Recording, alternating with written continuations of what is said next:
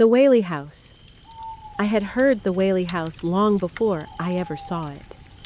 Not because I grew up in California or because I had family in San Diego, but because the name shows up everywhere haunted America is mentioned.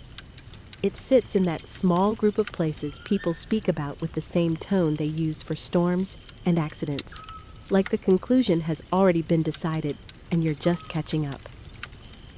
The most haunted house in America, people say, and then they smile like it's a fun fact. Like being the most haunted is a trophy a place wins instead of a weight it drags behind it. I didn't take those stories seriously. I never did. I believed in old wood settling, in pipes making noise, in a mind that loves patterns and hates emptiness. I believed in the way tourists feed legends until they grow fat enough to stand on their own.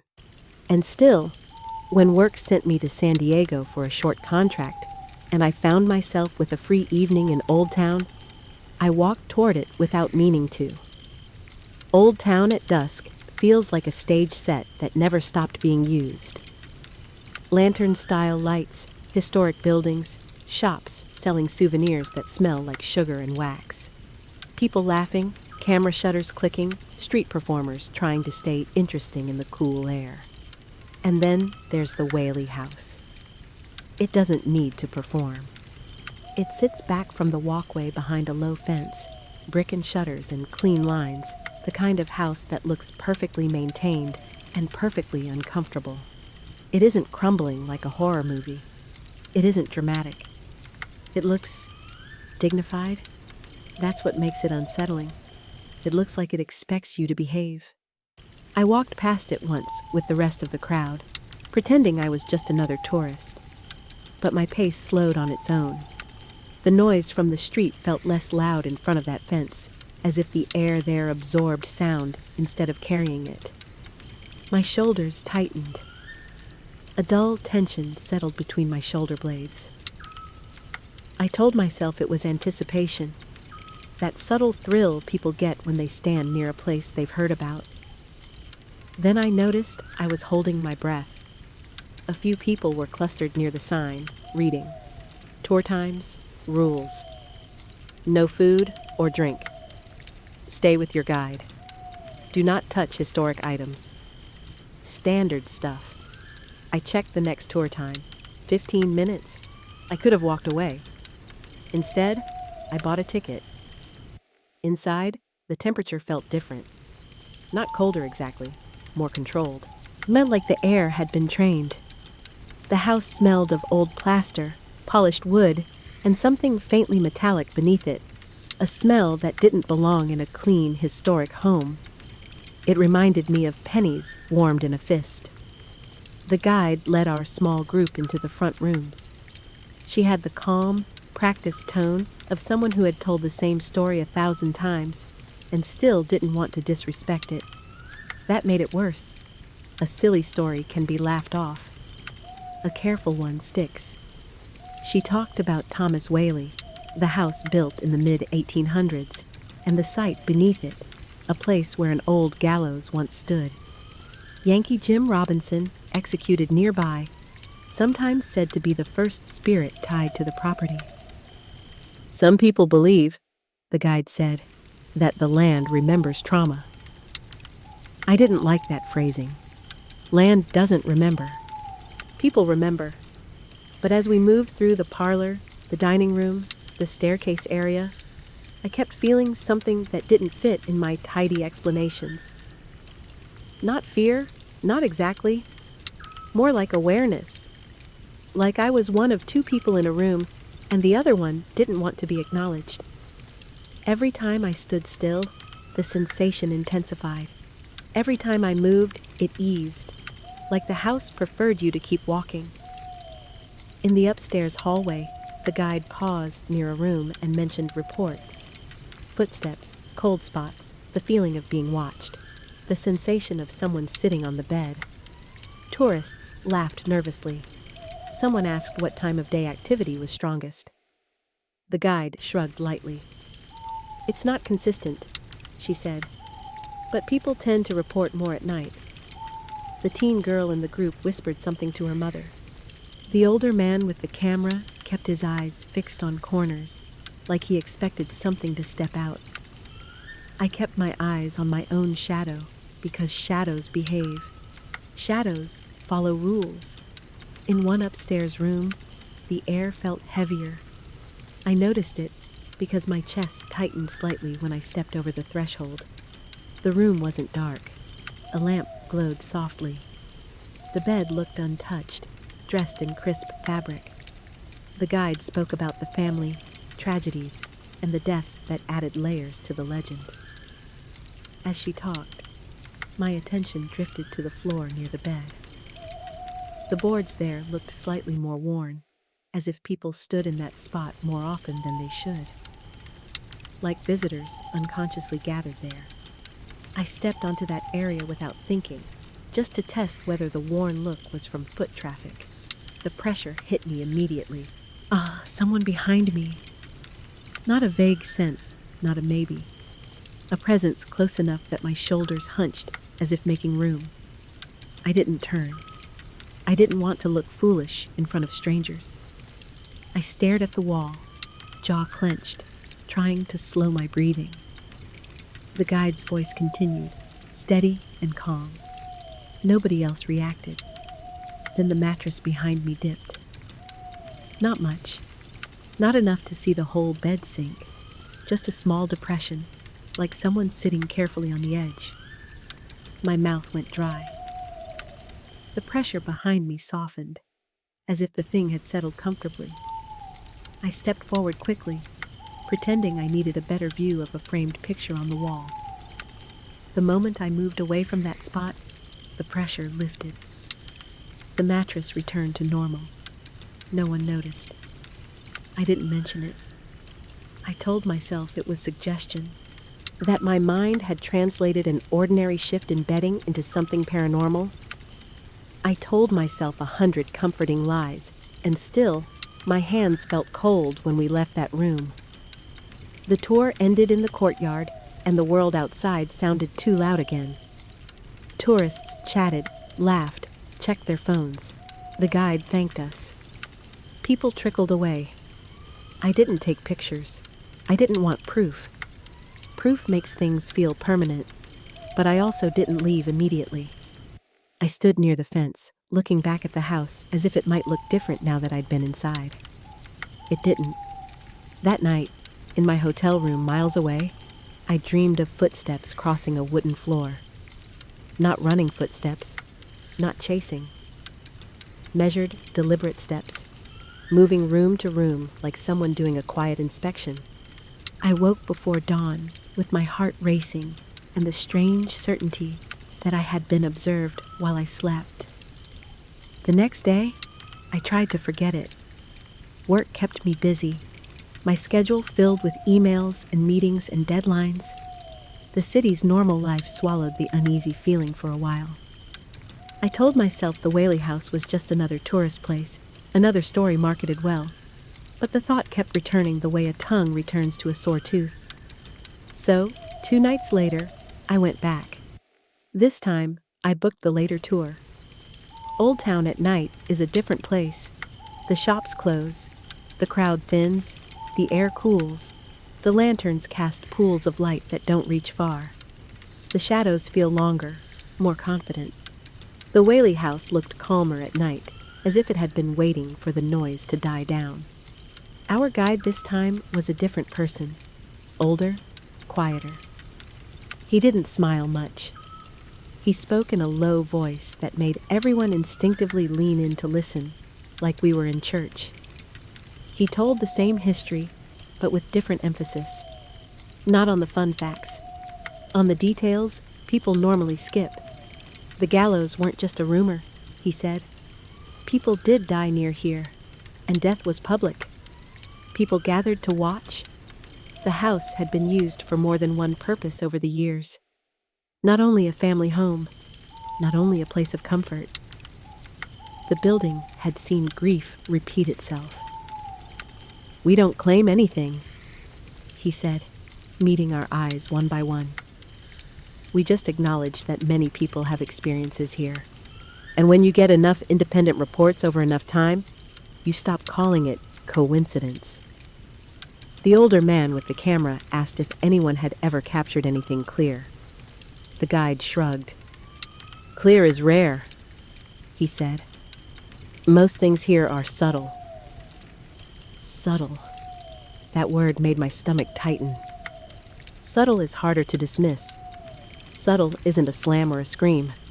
Subtle is a whisper that could be your own thought, a shadow that could be your own mistake, a feeling that could be nerves. Subtle gets under your skin. As we moved through the house again, I noticed new things. How the hallways seemed to narrow slightly as you walked, like perspective wasn't behaving. How certain corners felt colder even though the HVAC was steady. How the mirrors, small ones, decorative ones, reflected more than they should. In the parlor, we stood near a doorway and the guide spoke about footsteps that sometimes traveled up the stairs. As if to punctuate his sentence, a soft creak sounded above us. A pause. Then another creak, slightly farther along. A slow, deliberate sequence like someone pacing. The group laughed nervously. The guide didn't. He simply waited until the sound stopped, then continued speaking. He acted like it was normal. That chilled me more than the sound itself. Upstairs, we reached the same bedroom where I had felt the mattress dip. This time, I stayed closer to the door. I didn't step onto the worn spot. The pressure still found me. Not behind me now, beside me, like something had adjusted.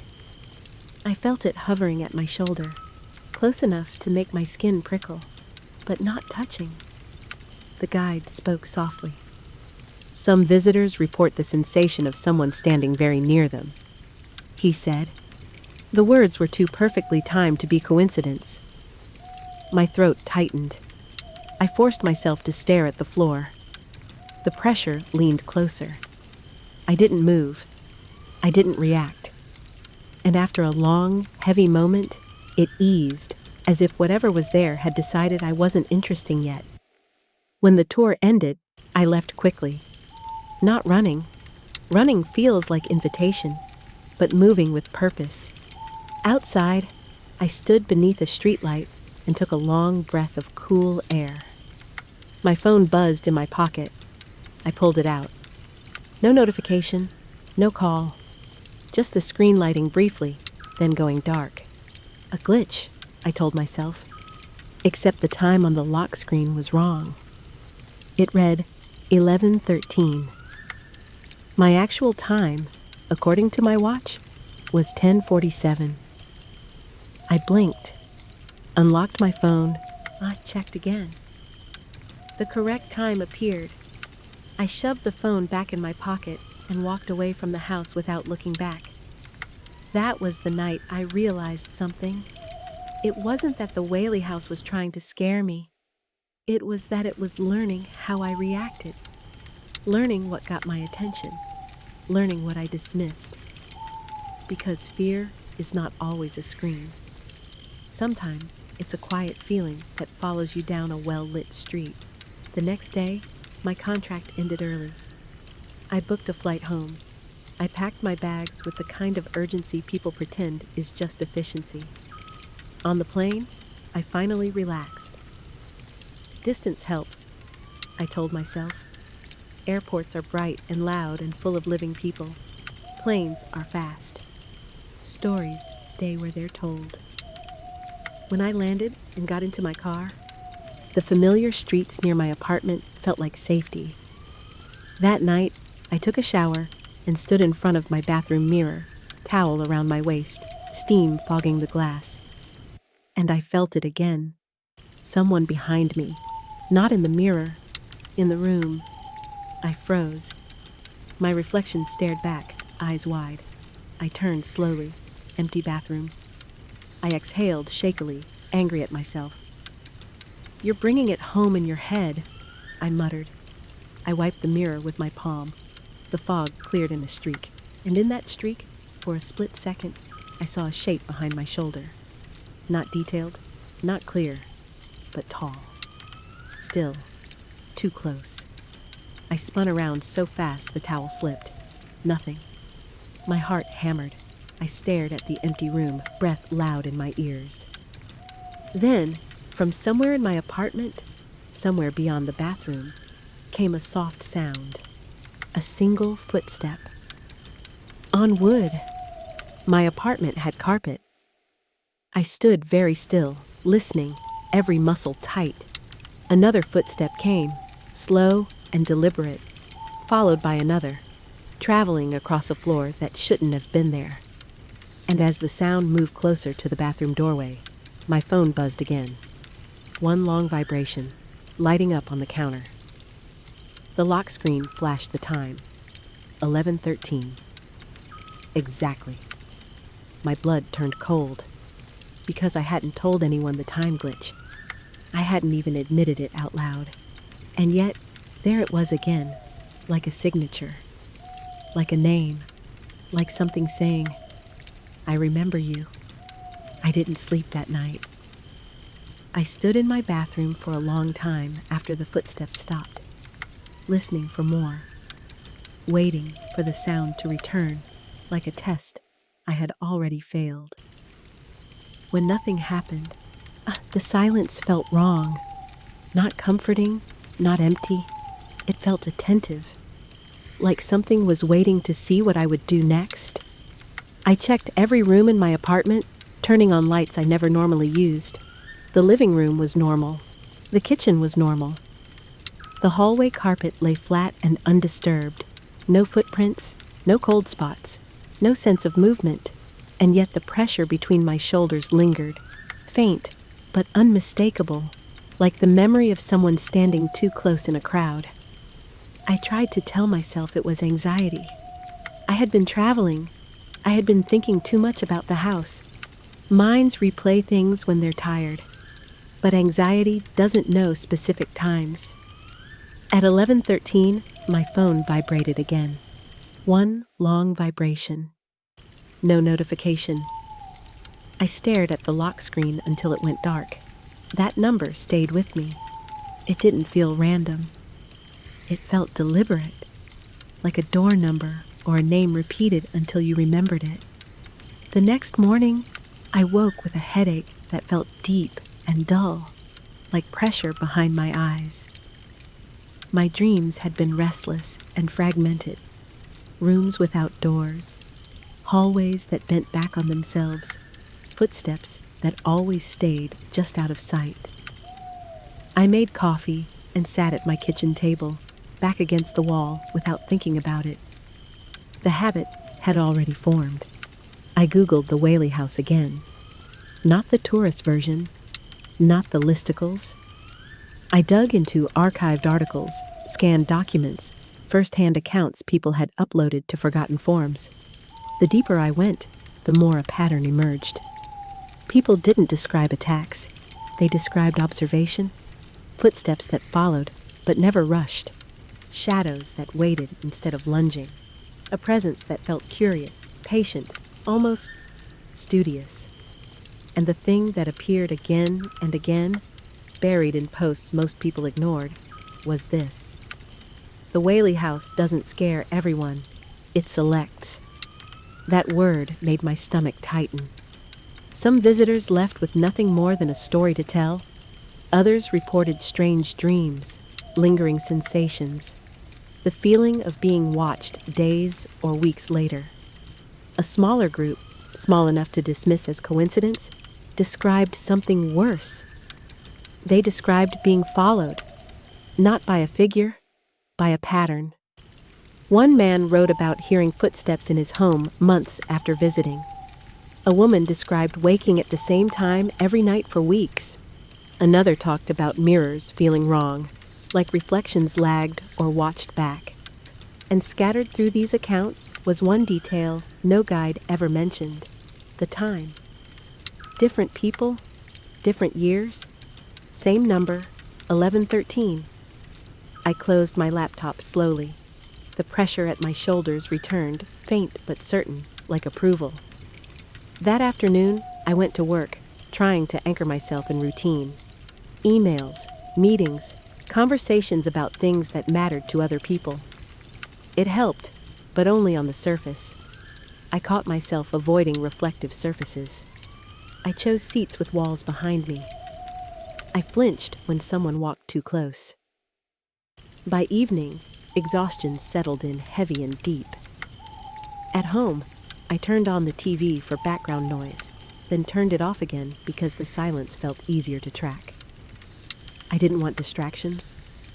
I wanted awareness. At 10:45, I sat on my couch and watched the clock. At 11 o'clock, my heartbeat started to pick up. At 11:12, my phone lit up without vibrating. The screen turned on by itself. The lock screen displayed the time. 11:13. The pressure between my shoulders intensified sharply, like someone stepping into my space without asking. I didn't turn around. I didn't move. The air behind me felt colder, denser, as if something large had entered the room without disturbing it. Then, from behind me, came the sound I had been dreading. A footstep, not on carpet, on wood, slow, deliberate. Then another, closer. My breath hitched. I stayed still, hands clenched in my lap, eyes fixed on the dark television screen in front of me. In its reflection, I saw the room behind me, empty. The footsteps continued. I felt the couch cushion dip slightly behind me, not enough to see, enough to feel. The presence settled, and for the first time since this began, it spoke. Not out loud, inside my head. You remembered. My vision blurred with sudden tears. I didn't invite you, I whispered. A pause, then the sensation of amusement, cold and distant. You noticed me. I swallowed hard. That doesn't mean you belong here.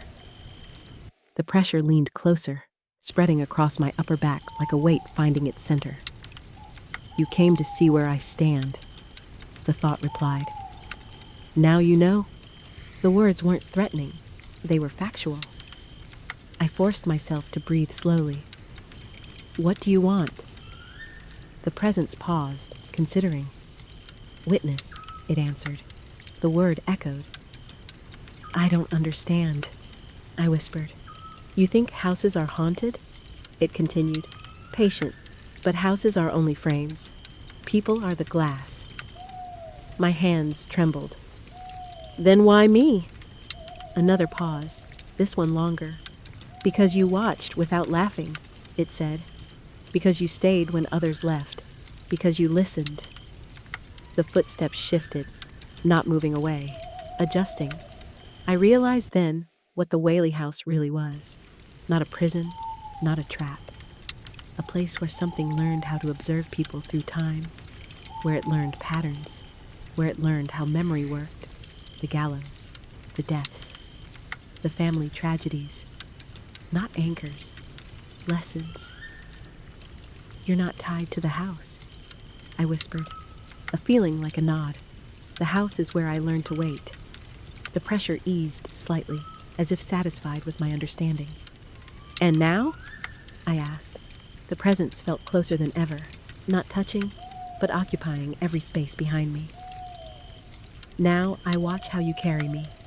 The couch cushion lifted as the weight stood. The footsteps moved away, crossing my living room slowly, deliberately. When they stopped, the pressure vanished completely. I sat there shaking, afraid to move, afraid to breathe too loudly. Minutes passed. Nothing happened.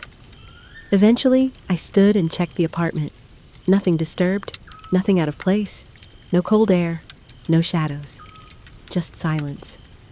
I slept that night out of pure exhaustion, and for the first time since San Diego, I dreamed nothing. Days passed, then weeks. The footsteps didn't return.